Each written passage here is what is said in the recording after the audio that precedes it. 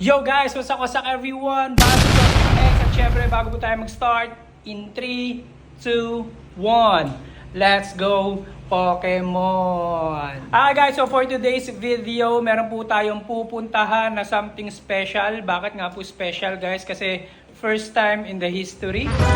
Yun ba yung masasabi ko doon? First time in the history na may pupunta pong NBA player. Yes!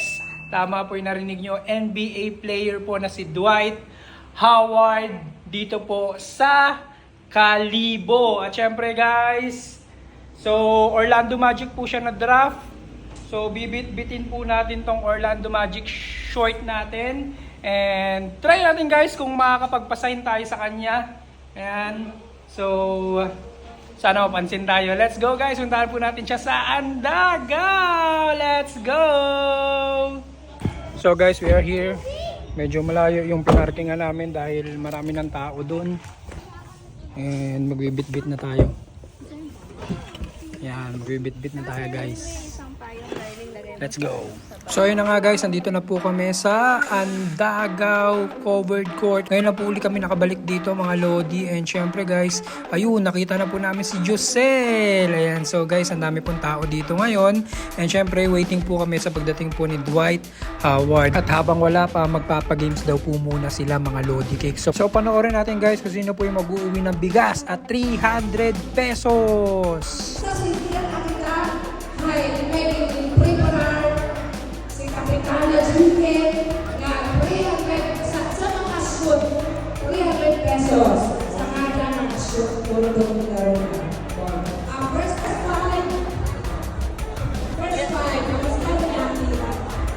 And syempre guys, meron tayong pambatos, Kuya Jare. Sana manalo siya mga Lodi Cakes. At yan na po, pumipila na po siya para po mag 3 points.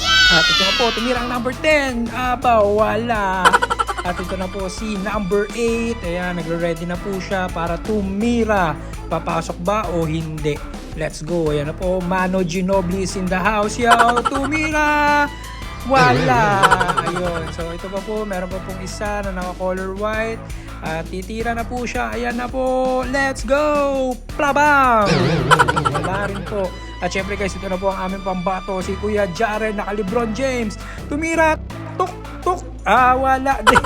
And this time guys, namimigay na po sila ng mga balloons para po sa pagdating po ni Dwight Howard. Ayan, so nabigyan din po kami niyan mga Lodi. Shoutout po sa mga trabador natin dyan sa munisipyo. Ayan, yan po aming kids. Waiting pa rin po kami guys kay Dwight Howard sa mga oras na yan. At syempre guys, parami na po ng parami ang mga tao. And ayan na po guys, kung mapansin nyo, ang dami na po. Ang dami na pong tao dito. Lahat po kami naghihintay para po sa pagdating ni Dwight Howard. Ayan, so maya maya darating na rin po siya. And ayan na nga po guys, nagsisimula na po. Malapit na po siyang dumating sa mga oras na yan mga Lodi Cakes.